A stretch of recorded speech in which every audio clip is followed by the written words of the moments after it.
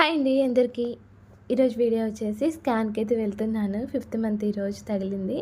So హాస్పిటల్కి వచ్చే ముందే స్కాన్ తీయించుకొని రమ్మని అయితే పోయిన నెల అయితే చెప్పారు. సో ఇక అందుకని టైం వచ్చేసి 9 అలా అయితే అవుతుంది. ఇక స్కాన్కి అయితే వెళ్తున్నాను. అక్కడ ఆకలి అవుతుంది కదా, ఇక అందుకనేసి బనానాస్ అలాగే వాటర్ అవి 20 రూపీస్ వచ్చేసి ఛార్జీ కోసం అయితే తీసుకెళ్తున్నాను. సో నేనైతే ఇంటి నుంచి వెళ్తున్నాను. అమ్మ మా ఊరు నుంచి అయితే వస్తుంది. సో వచ్చేసరికి నా స్కాన్ కూడా అయిపోతుందని అయితే ఫస్ట్ అయితే నేను వెళ్ళిపోతున్నాను. ఒక 2 కిలోమీటర్స్ ఉంటుంది. సో హాస్పిటల్కి వెళ్ళాం, స్కానింగ్ కూడా అయిపోయింది. నాకు వీడియో తీయడం గుర్తులేదు, మర్చిపోయా. ఇక ఈరోజు వచ్చేసి సాటర్డే అనమాట ఈ వీడియో తీసింది. సో ఆ రోజు మంచి రోజు ఉంది, అందులో 5th మంత్ కూడా తగిలింది కదా అనేసి సో ఈవినింగ్ అయితే ఇంటికైతే వచ్చేసాం, అమ్మ వాళ్ళ ఊరికైతే వచ్చేసాం అనమాట. సో టైం వచ్చేసి 5:36 అలా అయితే అవుతుంది.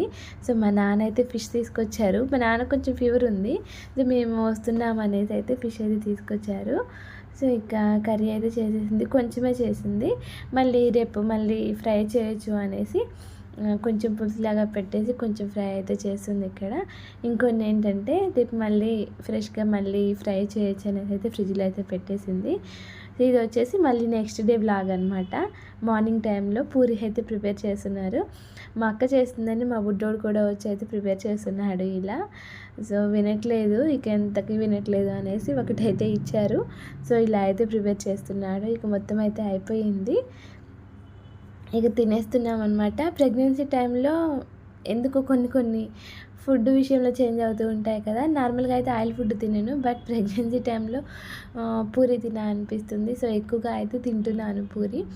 అలాగే ఏంటంటే నాన్ వెజ్ ఎక్కువ తినేదాన్ని ఇంతకుముందు, ప్రెగ్నెన్సీ టైంలో అస్సలు పడడం లేదు. సో చాలా అవాయిడ్ చేస్తున్నాను అనమాట. అందులో ఏంటంటే ఎవరైనా చేస్తున్నా కూడా స్మెల్ అస్సలు పడట్లేదు. సో మళ్ళీ వామిటింగ్స్ అయితే అయ్యాయి నాకు. అమ్మ మటన్ ప్రిపేర్ చేస్తుంది ఇక్కడ, సో ఆ స్మెల్కే వామిటింగ్స్ అయితే అవుతున్నాయి. నేను వండటం కూడా కష్టమే. వండినప్పుడు ఆ స్మెల్కి నాకు పడక నేను నాన్ వెజ్ కంప్లీట్గా బంద్ చేశాను. సో ఇలా అమ్మ వాళ్ళ ఇంటికి వచ్చినప్పుడు, లేకపోతే అమ్మ నా దగ్గరికి వచ్చినప్పుడు అయితే ఇలా మటన్ అయితే ప్రిపేర్ చేసి తీసుకుని వస్తుంది.